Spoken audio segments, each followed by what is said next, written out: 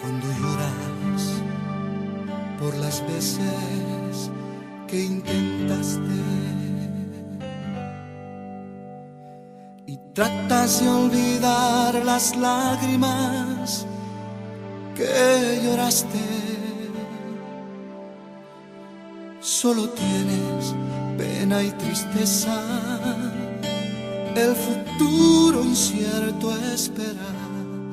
Puedes tener paz en la tormenta. Muchas veces yo me siento igual que tú. Mi corazón anhela algo real. El Señor viene a mí y me ayuda a seguir en paz en medio de la tormenta. Puedes tener paz en la tormenta, fe y esperanza cuando no puedas seguir,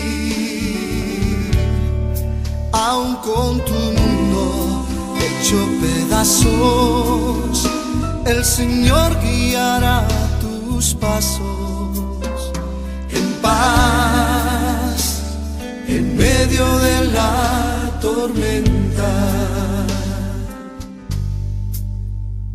Cuando lloras por las veces que intentaste y tratas de olvidar las lágrimas que lloraste, solo tienes pena y tristeza, el futuro incierto espera. Puedes tener paz en la tormenta.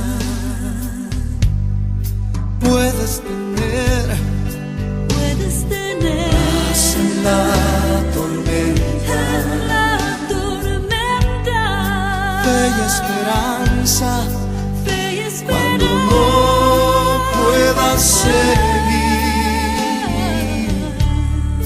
aun con tu mundo hecho pedazos, el Señor guiará tus pasos en paz en medio de la tormenta.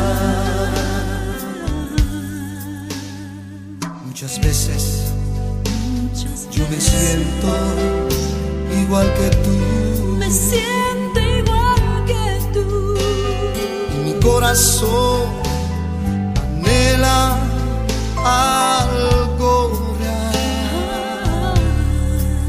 El Señor viene a mí y me ayuda a seguir en paz en medio de la tormenta. Puedes tener paz en la tormenta, fe y esperanza cuando no puedas seguir, aun con tu mundo hecho pedazos, el Señor guiará tus pasos en paz en medio de la tormenta. Si puedes tener paz en la tormenta, fe y esperanza cuando no puedas seguir, aun con tu mundo hecho pedazos.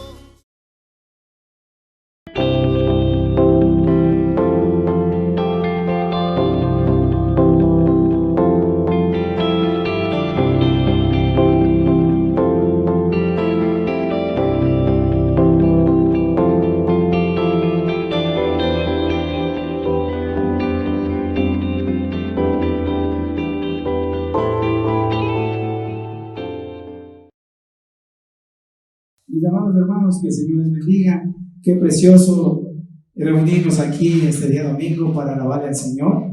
El día de hoy quisiera que me acompañe al Salmo 92, el versículo 1 y 2, y la palabra del Señor dice así: Bueno es alabarte, oh Jehová, y cantar salmos a tu nombre, oh Altísimo, anunciar por la mañana tu misericordia y tu fidelidad cada noche. Quisiera que este momento, mis hermanos, incline su cabeza y cierre los ojos.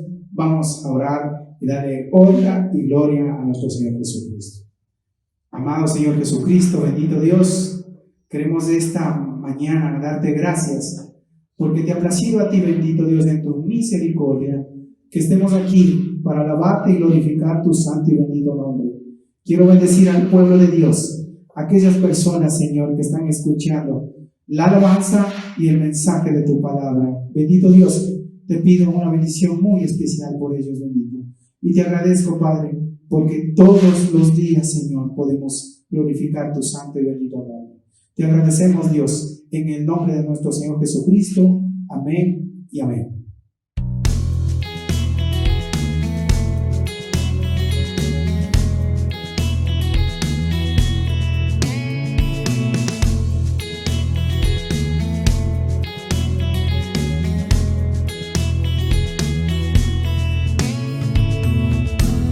Traemos hoy ante tu altar nuestras coronas.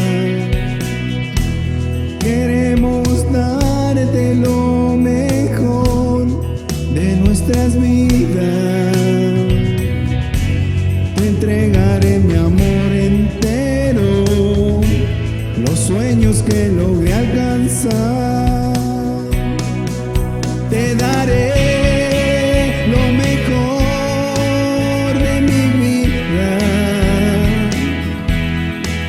te daré lo mejor cada día.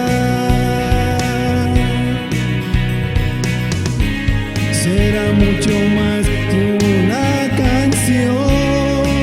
Mi obediencia es mi mejor adoración.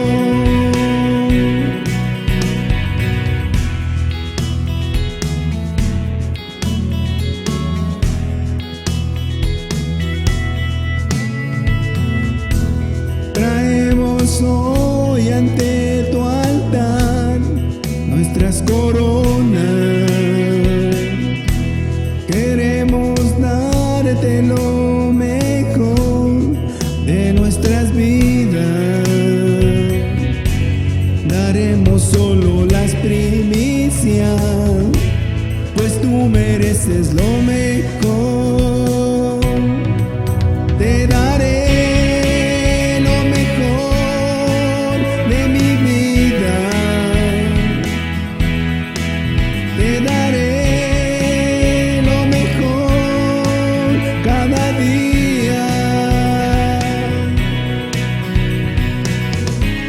será mucho más que una canción. Mi obediencia es mi mejor adoración. Te daré lo mejor de mi vida. Te daré lo mejor cada día. Será mucho más que una canción. Mi obediencia es mi mejor adoración.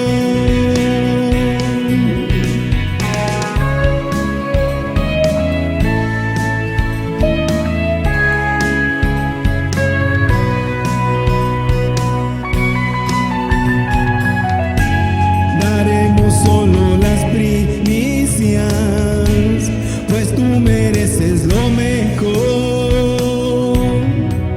Te daré lo mejor de mi vida. Te daré lo mejor cada día.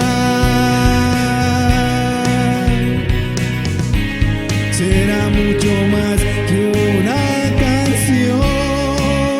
Mi obediencia es mi mejor adoración. Te daré lo mejor de mi vida. Te daré lo mejor cada día. Será mucho más que una canción. Mi obediencia es mi mejor adoración. Te daré lo mejor de mí. Te daré lo mejor de mí. Te daré lo mejor de mí. Te daré lo mejor.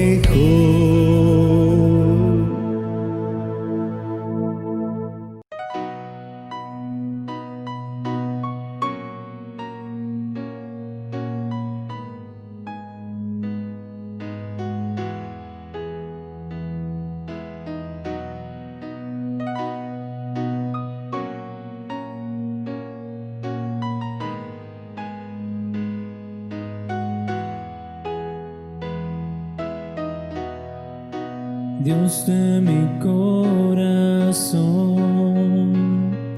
en ti encontré mi salvación. Tu gloria y majestad quiero siempre contemplar. Tú eres mi adoración y mi eterna canción. Todo mi interior es cautivado por tu amor.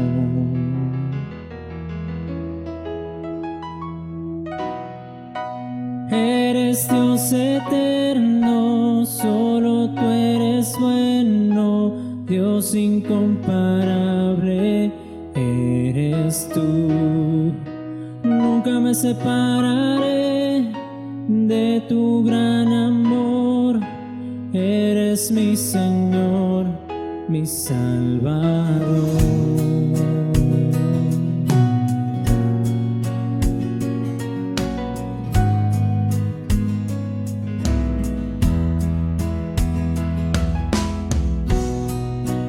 Dios de mi corazón, en ti encontré mi salvación. Tu gloria y majestad quiero siempre contemplar.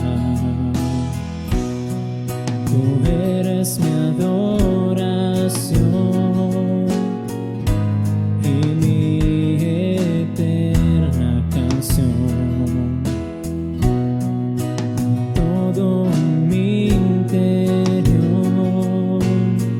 es cautivado por tu amor.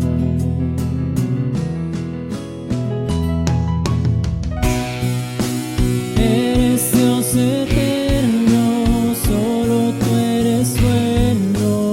Dios incomparable eres tú.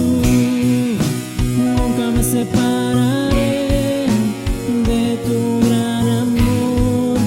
Eres mi Señor, mi Salvador. Eres Dios eterno, solo tú eres bueno. Dios incomparable eres tú. Nunca me separaré de tu gran amor. Eres mi Señor, mi Salvador.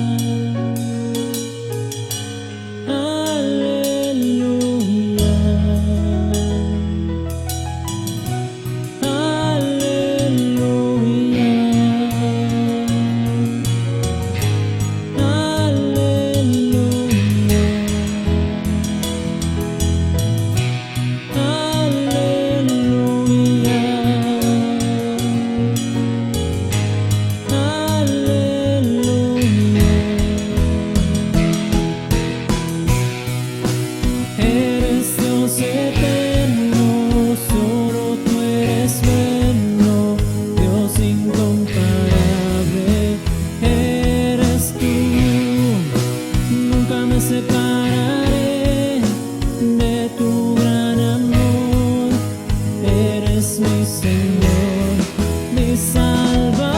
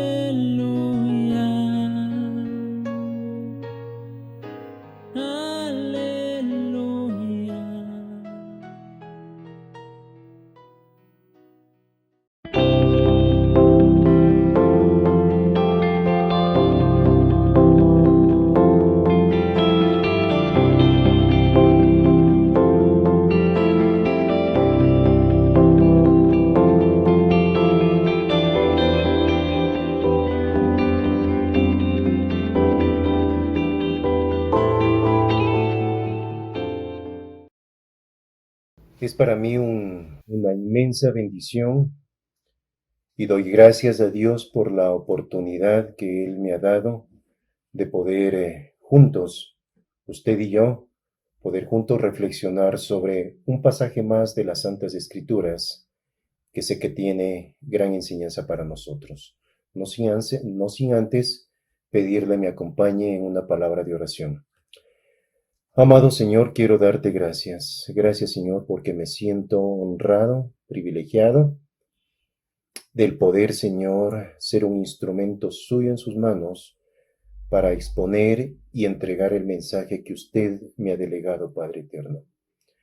Bendito Dios, que cada hombre, cada mujer que escuche este mensaje pueda su Santo Espíritu ayudarle a asimilar, Señor, la esencia de este mensaje y puedan tomar, Señor, cada una de estas personas la decisión de empezar a vivir de acuerdo a su voluntad. Quédese con nosotros, Espíritu Santo, siendo nuestro Maestro y Guía. Guárdenos, bendito Dios, de distorsionar el sentido original de su preciosa palabra. En el santo nombre de Jesús. Amén. Quiero darle gracias y gracias a usted que nos escucha, que nos acompaña y que nos ha venido acompañando semana tras semana, día tras día. Gracias a la familia en Cristo Jesús y gracias a usted, persona, amigo que nos está ahora escuchando. Hay dos únicos milagros que se relatan en los 4 evangelios. Y el primero es la resurrección de Cristo Jesús, y el segundo es la alimentación de los 5,000, porque así lo tiene titulado. Y en el cual queremos juntos reflexionar y sacar la riqueza de estas enseñanzas, de este pasaje, es en el milagro de la alimentación a los 5,000. Ese es el título de esta mañana. El milagro de la alimentación a los 5,000 hombres. Usted que a lo mejor tiene conocimiento, trascendencia en esa vida, en esa relación con ese Dios vivo y verdadero, y ha aceptado y ha creído en Jesucristo como su Señor y su Salvador, usted sabe que la Biblia nos nos relata una serie de milagros. Es más, el mismo Señor Jesús habla en el Evangelio de que si se escribiría todo lo que Jesús hizo, o sea, realmente la literatura que tendríamos sería más allá de los 66 libros que tenemos en la Biblia. ¿Sí? Pero el Señor Jesús los permitió registrar aquellos que realmente Él consideró y considera importantes y necesarios para que usted lo conozca. En el Evangelio de San Juan, capítulo 6, verso 1 al 14, que es en el que vamos a reflexionar, y también tomaremos pasajes de otras partes de la Biblia para reforzar la idea que estamos teniendo. En el verso 1 y verso 2, dice así las Santas Escrituras: Después Jesús cruzó al otro lado del mar de Galilea, conocido también como el mar de Tiberias, y le seguía gran multitud porque veían las señales que hacía en los enfermos. Primera enseñanza. Hay gente que sigue a Jesús con la motivación equivocada. Explico. Cuando usted mira este pasaje y habla el versículo 1, dice, después Jesús cruzó. ¿Después de qué? Si usted se regresa al capítulo 5, usted va a conocer y va a mirar el gran milagro que Jesús hizo al devolverle la movilidad a un paralítico de nacimiento. Entonces, todos esos eventos, todos esos milagros, esta multitud era fiel testiga, era un testigo ocular de lo que Jesús venía haciendo. Y por eso le seguían, y enfatiza Jesús, dice en el verso 2, y le seguía gran multitud porque veían las señales que hacía en los enfermos. Ahora, ¿por qué digo yo que esta es una enseñanza en la que nos muestra que hay gente que sigue a Jesús con la motivación equivocada? Por supuesto que sí. Yo le pregunto y reflexionemos juntos, ¿qué va a pasar con esta multitud? ¿Qué va a pasar? ¿Cuál va a ser el motivo, la razón por la cual continúe siguiéndole a Jesús cuando Jesús deje de hacer milagros? ¿Qué le queda? No le queda nada. Entonces, las iglesias, las congregaciones, están llenas precisamente de un montón de gente que tiene la motivación equivocada al seguir a Jesús. Muchas personas en la iglesia están porque tienen compromiso que le invitó el mejor amigo, porque tiene compromiso que le invitó la comadre que tanto le quiere, ¿sí? O está en la iglesia porque alguien le dijo que yendo a la iglesia va a recibir el milagro que ella está esperando. O mucha gente, es más, hijos de siervos, de hombres de Dios, están con la motivación equivocada dentro de las congregaciones y están dentro de las iglesias porque el papá le exige, porque la mamá le exige y sucesivamente. Eso es tener una motivación equivocada. ¿Por qué? Porque un hijo o una hija que va a la iglesia porque el papá le exige, porque el papá le demanda, porque el papá le presiona, entonces, ¿qué va a pasar con ese hijo, con ese joven, con esa joven, cuando su papá deje de existir? ¿Habrá algo, quedará algo para que ella tenga abasto y suficiente motivación para ir a la iglesia? No, realmente no le queda. Eso es tener una motivación equivocada. Y eso es lo que estaba pasando con esta multitud. La multitud le seguía por la emoción de ver los milagros. Le ovacionaban a Jesús. Pero realmente no había un fundamento, como dice el Señor Jesús aquí mismo. Dice, porque veían las señales que hacía en los enfermos. Y abajo en el verso 26, tenga la bondad de referirse, dice, les aseguro que ustedes, a esta misma multitud, mire lo que les dice Jesús en el verso 26, Juan capítulo 6, verso 26. Les aseguro que ustedes me buscan porque comieron hasta llenarse, y no porque hayan entendido las señales milagrosas. Grábese en su mente esto.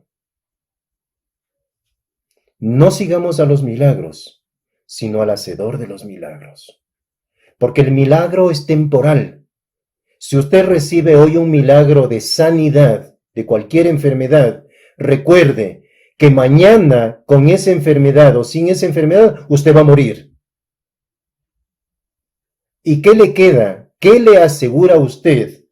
Que realmente ese Cristo que le hizo el milagro va a hacerle el gran milagro de llevarle a vida eterna.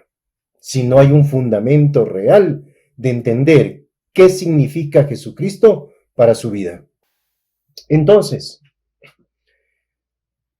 preguntémonos nosotros mismos. Yo me he preguntado, realmente, ¿qué es lo que me motiva a seguirle a Cristo? ¿Qué es lo que me motiva a leer su palabra? ¿Qué me motiva a orar? ¿Qué me motiva a servirle a Jesús? Y no hay otra respuesta, sino que es una actitud de agradecimiento al inmenso sacrificio, al invalorable sacrificio que hizo Jesús en la cruz del Calvario por mis pecados. Eso es lo único que me motiva. Que aunque hay dificultades, que aunque hay problemas, que aunque hay tentaciones, que aunque hay tropiezos, pero esa es la principal motivación para no dejar de buscarle a Jesucristo y depender en Él. ¿Qué le está motivando a usted? ¿Cuál es su motivación para buscar de Jesús? Es usted y Dios, pero valga la oportunidad para un poquito examinarnos de saber qué realmente es lo que me está motivando a buscarle al Señor. Porque si es por una necesidad o por un milagro, si mañana lo cumple, no queda nada para que usted lo continúe siguiendo y buscando al Señor. Segunda enseñanza. Enlazo con el verso 3 y 4. Entonces Jesús subió a una colina y se sentó allí, rodeado de sus discípulos. Ya era casi el tiempo de la celebración de la Pascua judía. Esto está hablando que más o menos de este mes entre marzo y abril, porque en esa fecha se celebraba la Pascua. Quiero saltarme este pasaje porque me resultó muy interesante no continuar la reflexión, lo que dice el verso 5 y 6 de Juan, sino que más bien quiero pedirle de favor, remítase por favor al Evangelio de San Lucas, capítulo 9, verso 12 y 13, por favor. Y Lucas dice lo siguiente: el día comenzaba a declinar, los 12 se acercaron para decirlo, despide a la gente para que se busque alojamiento y comida en las aldeas y pueblecitos de los alrededores, porque aquí estamos lejos de todo. Jesús, mire cómo le responde en el verso 13. Jesús le contestó, denles ustedes mismos de comer. Segunda enseñanza. La voluntad de Dios es nuestro crecimiento espiritual. Segunda enseñanza. La voluntad de Dios es nuestro crecimiento espiritual. Y esta era la oportunidad que, aunque en el Evangelio de Juan nos relata de Felipe, aquí Lucas amplía y dice que los 12 se acercaron a Jesús y sugirieron, Señor, nosotros no tenemos nada que ofrecerles, no tenemos habitaciones, no hay nada. ¿Dónde va a dormir esta gente? Que vaya, diles que vayan aquí a los pueblos aledaños y busquen hospedaje y comida. Las circunstancias difíciles son oportunidades para crecer. Y es la mejor escuela, escuche bien, es la principal escuela en la que Dios nos forma, nos educa. Sí. usted está pidiendo a Dios para que usted sea una persona pasiva, para que usted sea una persona alegre. No es que le va a aislar como hicieron los monjes del Tíbet, que creyeron que alejándose de la comunidad, y aquí también el área religiosa, que creando sus claustros, sus monasterios, se alejaban de la sociedad y podían vivir puramente. Recuerde, el padre de la Reforma, Martín Lutero, ahí le aconteció algo parecido a ello. Cuando salen de allá, de estar encerrados y creyeron que ya habían controlado su instinto natural, moral, se dan cuenta que llegan a la ciudad y empieza un montón de pensamientos negativos y actitudes negativas, y se dan cuenta que ha sido en vano. Las circunstancias difíciles o fáciles son las oportunidades que Dios nos da para que nosotros crezcamos.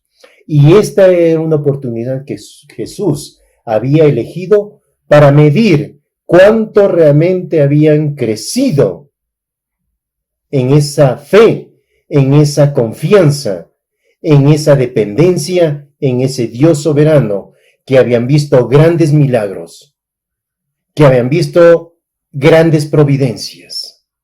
Pero miren lo que acontece. Cuando nosotros miramos las circunstancias difíciles, ¿qué es lo que generalmente hacemos? Si no es buscar culpables, es quejarnos, porque así lo hacemos.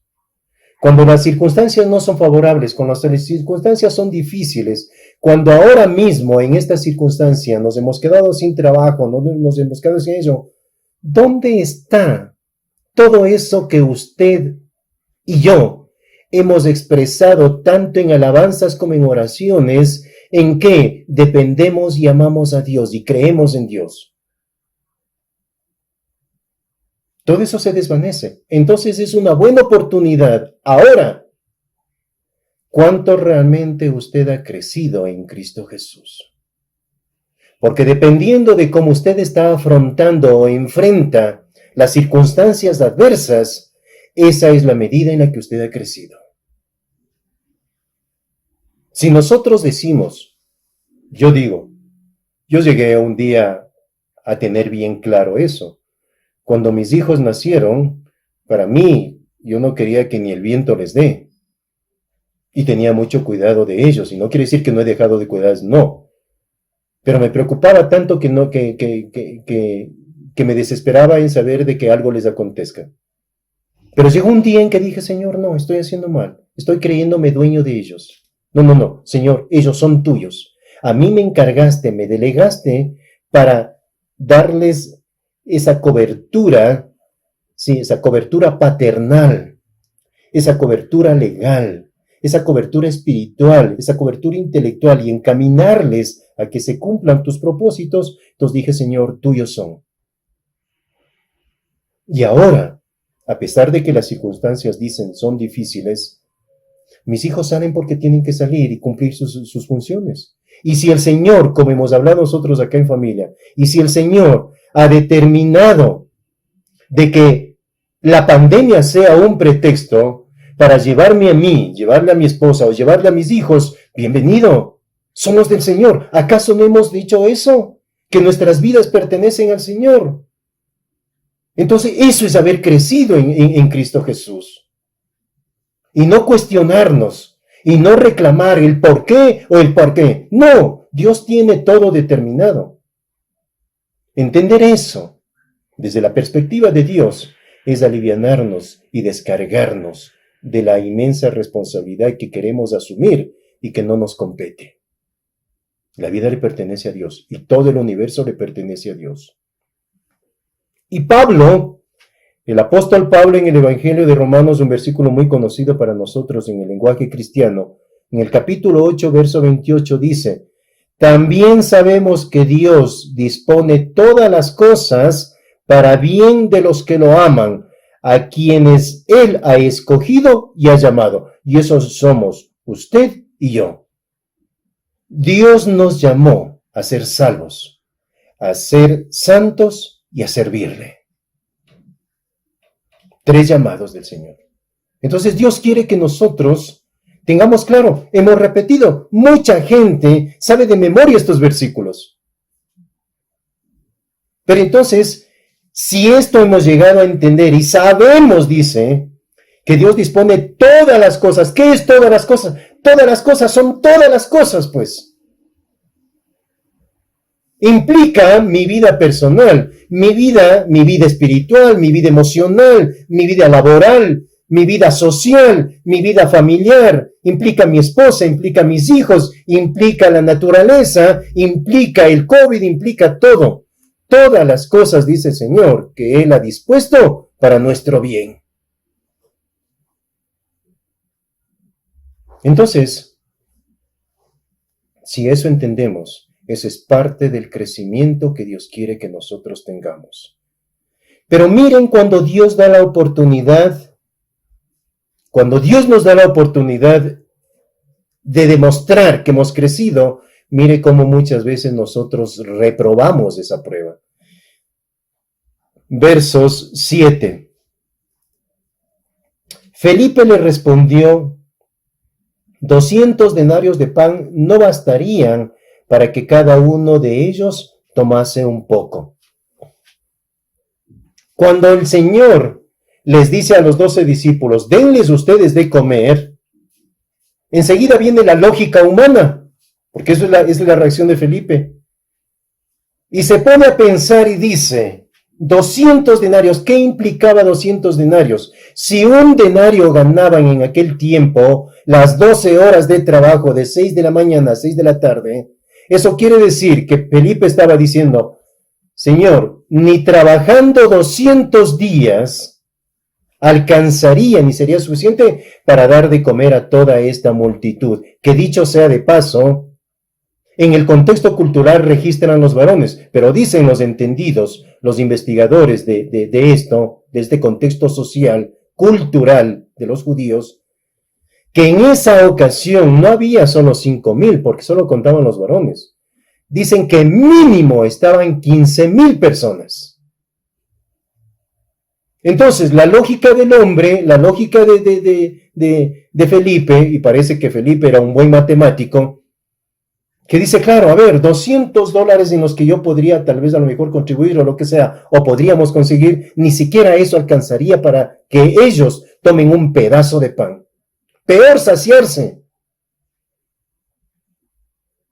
Tercera enseñanza. La lógica del hombre es contraria a la lógica de Dios. Por supuesto que sí. Ya el Señor Jesús mismo lo dijo en Isaías 55:9. Así como el cielo está muy alto por encima de la tierra, así también mis caminos se elevan por encima de sus caminos, y mis proyectos son muy superiores a los de ustedes. Amén. Eso dice el Señor Jesús. Entonces, lo que yo veo no es necesariamente lo que ve el Señor. No, jamás. Lo que yo veo es muy limitado, es muy corto, porque somos seres finitos. Pero en esa incapacidad de seres finitos es lo que quiere Dios potenciar en nosotros, en darnos una capacidad de tener una visión mucho más grande. Pero Felipe realmente tenía una visión muy corta. Ahora, si la lógica de Dios si la lógica del hombre no es la lógica de Dios, ¿de dónde podemos nosotros nutrirnos de esa lógica de Dios? 2 elementos esenciales, que fue elemental desde el origen de la iglesia primitiva. ¿Sí? La palabra y el Espíritu Santo. ¿De dónde yo voy entendiendo la lógica de Dios, de cómo Dios actúa? Mientras más me nutro de este precioso libro, mientras más escudriño, como dice Pablo, las Santas Escrituras, mucho mejor voy entendiendo la lógica en la que Dios actúa. Versos 8 y 9. Dice, entonces habló Andrés, hermano de Simón Pedro. Verso 9 dice, aquí hay un muchacho que tiene 5 panes de cebada y 2 peces. Pero después, mire, hace una pregunta. ¿Pero de qué sirve? ¿De qué sirve esto entre esta enorme multitud? Miren, la primera parte estaba perfecto. Cuando dice Andrés, aquí hay un muchacho que tiene 5 panes de cebada y 2 peces. Permítanme explicar esto. ¿Por qué el escritor añade el elemento con el que estaban elaborados estos panes? Muy importante. Recuerden, el trigo y la cebada eran elementos esenciales de alimentación en aquellos tiempos. Pero el trigo tenía en alcance solo la clase social alta.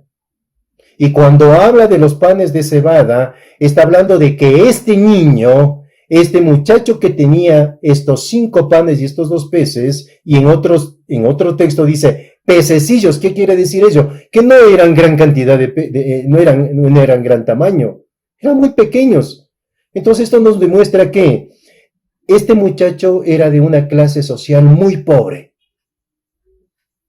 porque solo los pobres comían o tenían el alcance de comer el pan de cebada. Ahora, hasta ahí Andrés como que quiere despuntar en tener una visión diferente de la de Felipe. Felipe mira de que $200 no va a alcanzar, pero ahora Andrés mira y dice, aquí hay un muchacho que tiene 5 panes y 2 peces. Tiene una visión grande. ¿Qué es lo que estamos mostrando en la primera parte del versículo 9? Que es un hombre que probablemente había algo en su corazón, en su mente, en que presentado ese pan y entregado en las manos de Dios, en las manos de Jesús, eso iba a reproducirse y iba a causar algo grande. Pero después de ello, mire cómo reprueba a esa prueba de crecimiento cuando dice, pero ¿de qué sirven ante esta enorme multitud? Muchos nos hemos hecho muchas preguntas de eso, y ahora en estas circunstancias.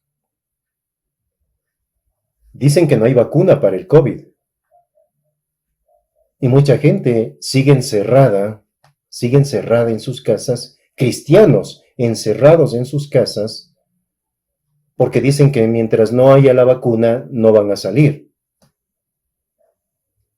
Entonces yo me pregunto, ¿acaso el COVID es mayor que Jesús? ¿Acaso la amenaza que nos están diciendo la prensa y las noticias y los entendidos es mayor de lo que Jesús dice? ¿Acaso no hemos entendido lo que dice el Señor Jesús, que Él nunca nos abandonará y nunca nos desamparará? ¿Acaso no hemos entendido eso? Entonces, ¿dónde está eso? ¿Dónde está la palabra de Dios?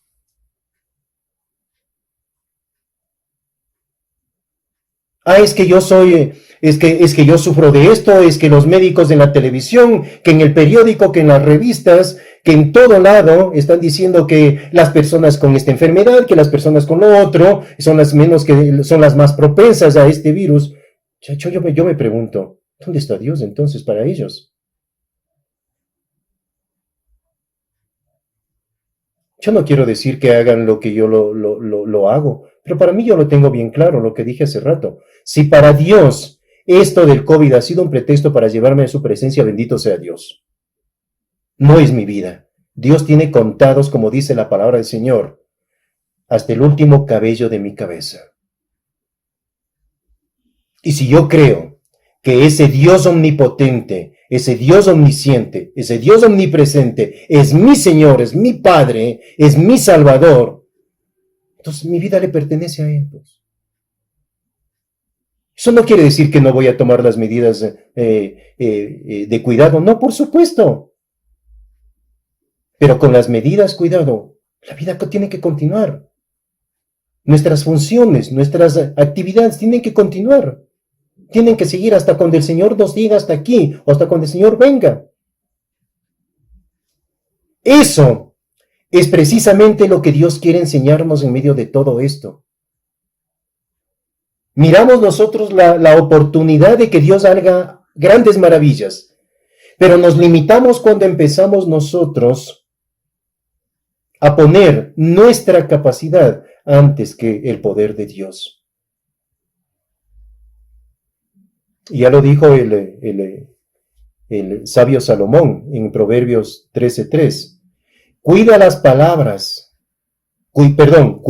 palabras es cuidarse uno mismo. El que habla mucho se arruina solo. Y eso es lo que hizo ahora Andrés, está cayendo en ello. ¿Sí? Lo dijo con toda euforia, indicando lo que este muchachito tenía. Pero a la final termina destruyéndolo todo. Y nosotros muchas veces somos así.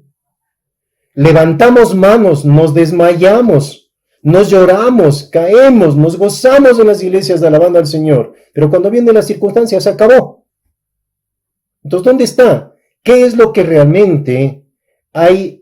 ¿Qué es el fundamento en el que está sosteniendo esa convicción de Cristo Jesús en mi vida?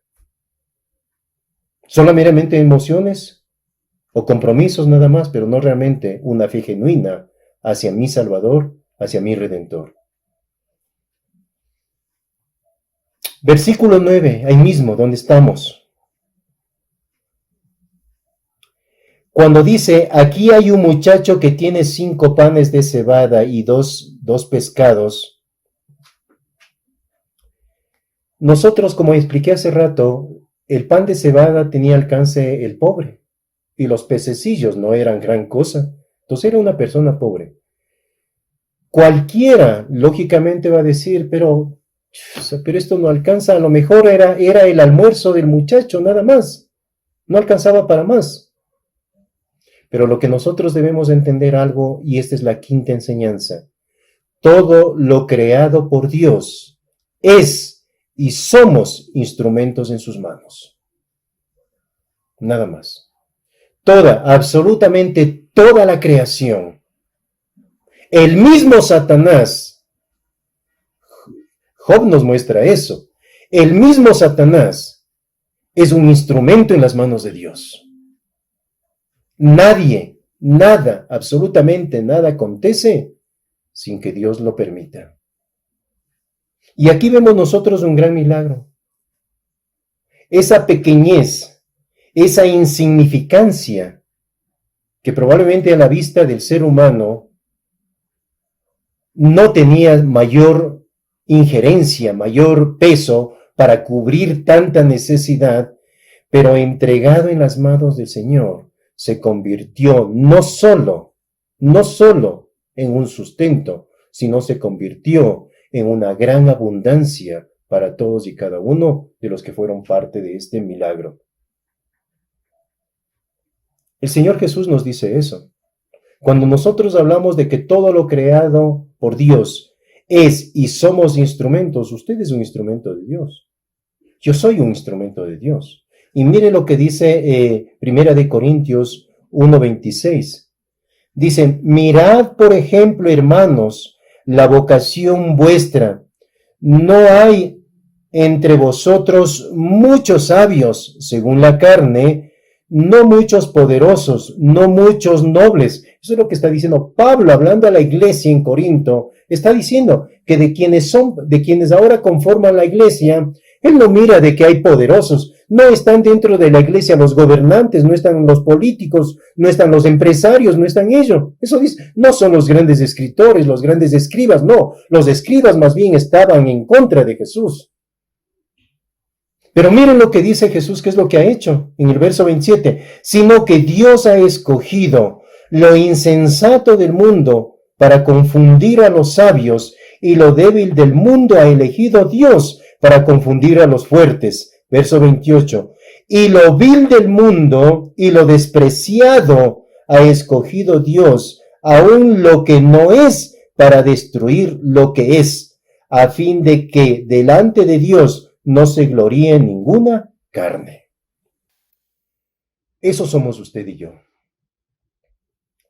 Mucha gente, cuando llega a la iglesia, tiene un concepto equivocado de quienes están al frente de las iglesias.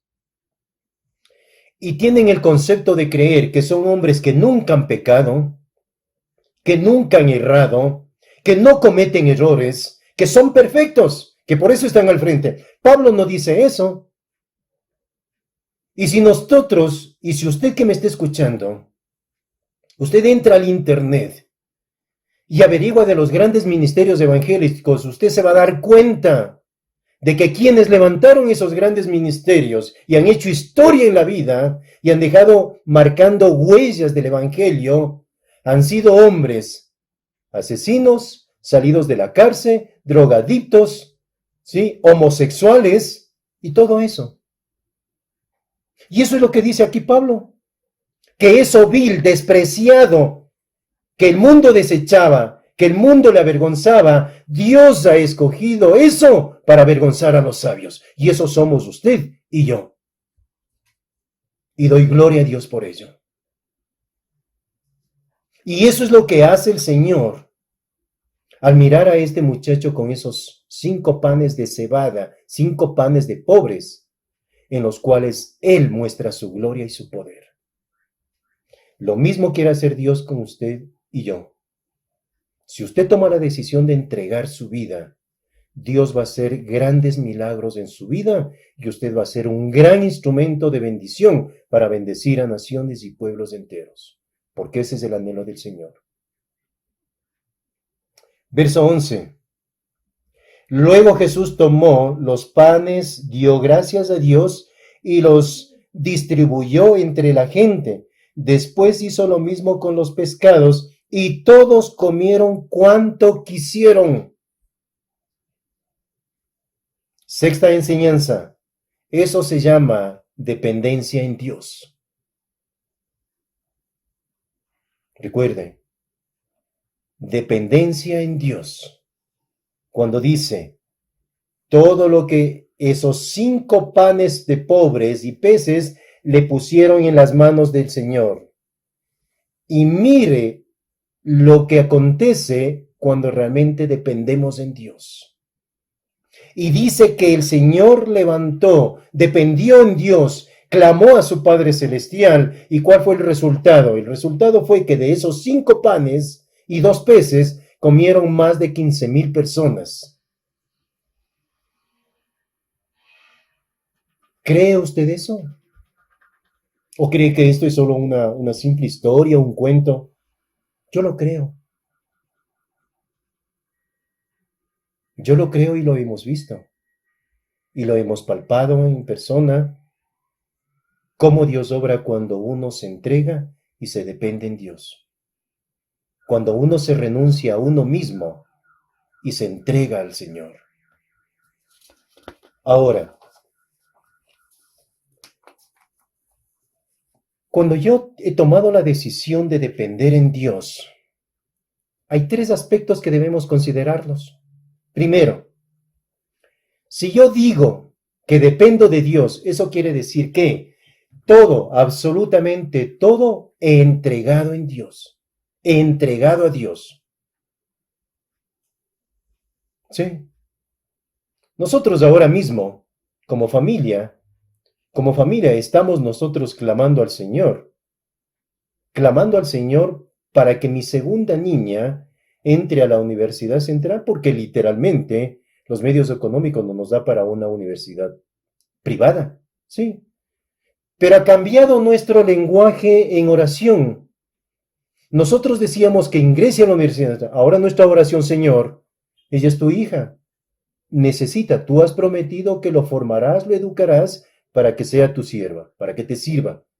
Sí, Señor, tú tienes preparado el lugar, tú tienes preparado esa aula, tú tienes preparado esa profesión. Señor, tú lo mostrarás. Eso es depender en Dios. Sí, y esa es nuestra oración ahora. Que el Señor nos muestre y abra las puertas que el Señor tiene que abrirlas. Entonces, cuando yo entrego, eso es una muestra de depender en Dios. El segundo elemento es tener una acción de espera. Entrego, pero espero. ¿Esperar qué? Esperar el tiempo de Dios, no esperar mi tiempo. Cuando caemos en las frustraciones, en las desesperaciones, en el estrés y en enfermedades, y caemos en deudas y caemos en todo, cuando no aprendemos a esperar, creemos, y ese es un gran error de la oración, nosotros creemos que orar es torcerle el brazo al Señor para que responda a mi antojo y en mi tiempo. No, orar no es eso. Orar es entregarle al Señor y empezar a depender de Él y esperar el tiempo en que el Señor nos responda. Y el tercer elemento es, en medio de ese entregar y en medio de ese esperar, yo tengo contentamiento. ¿Sí?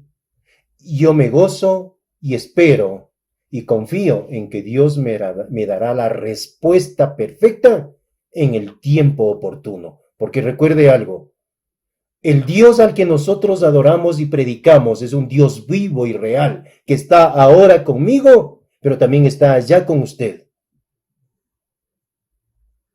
Y ese Dios al que yo amo, al que yo adoro, ese Señor me ha dado grandes promesas de que Él nunca me abandonará. Y yo le creo.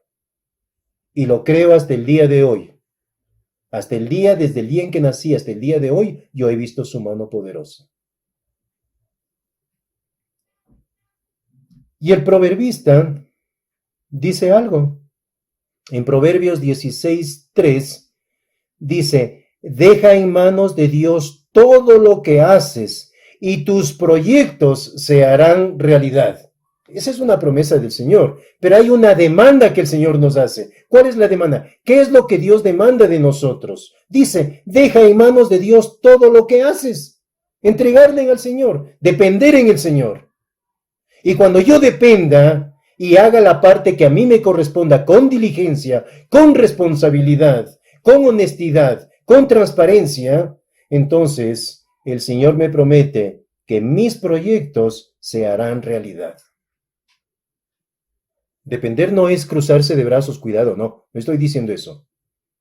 Depender no es cruzarse de brazos y decir, el Señor me enviará. No. Depender es entregarle al Señor, confiar y esperar en Él. Eso es depender.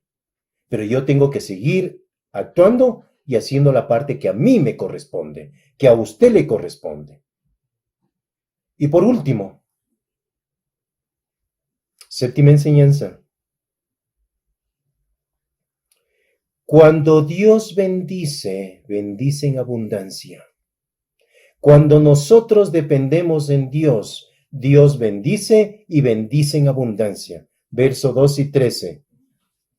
Y cuando se hubieron saciado, dijo a sus discípulos, recoged los pedazos que sobraron para que no se pierda nada.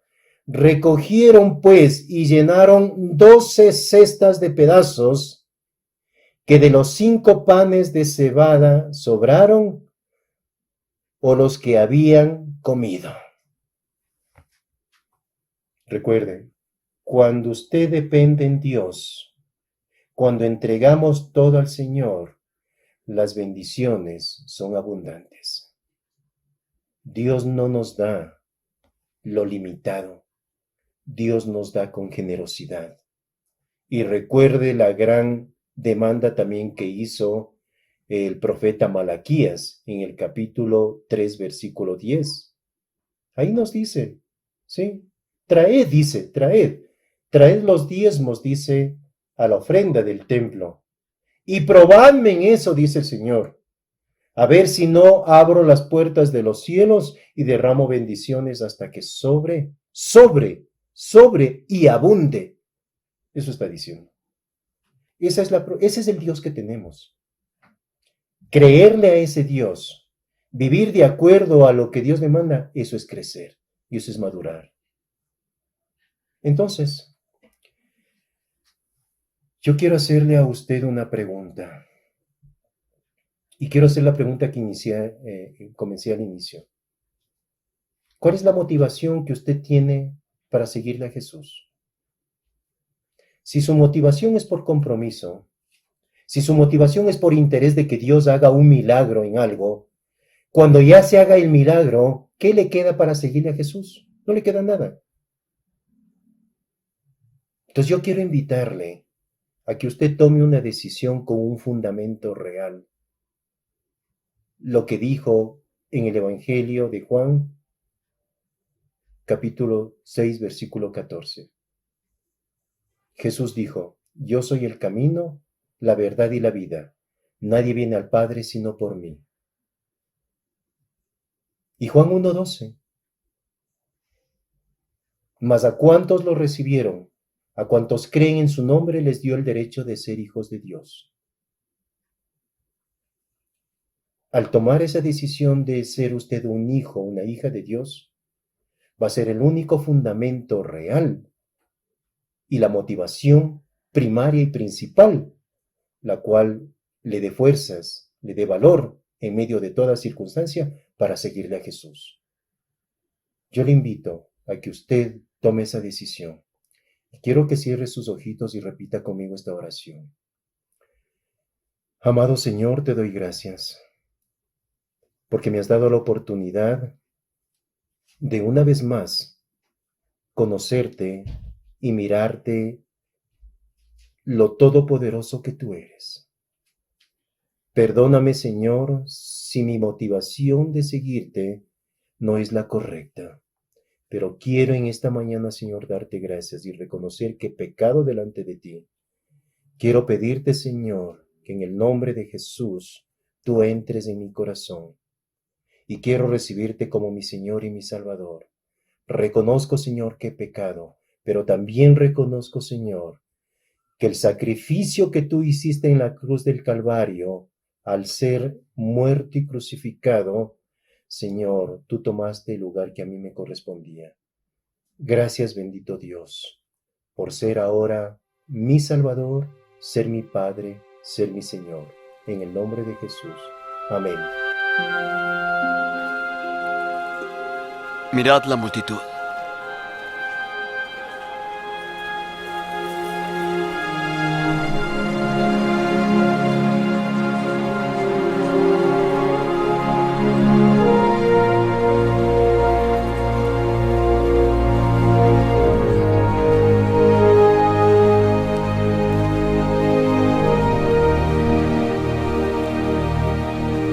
El lugar es desierto y la hora ya muy entrada.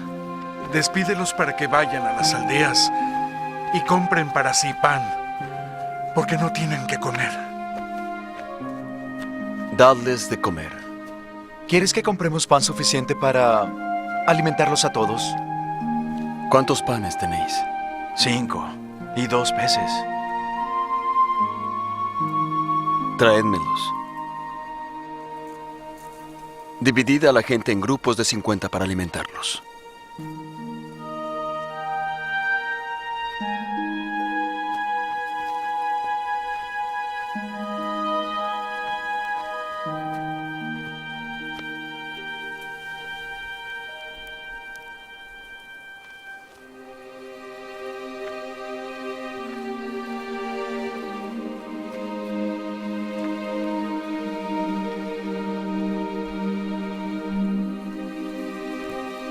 Oh Padre, Señor del cielo y la tierra,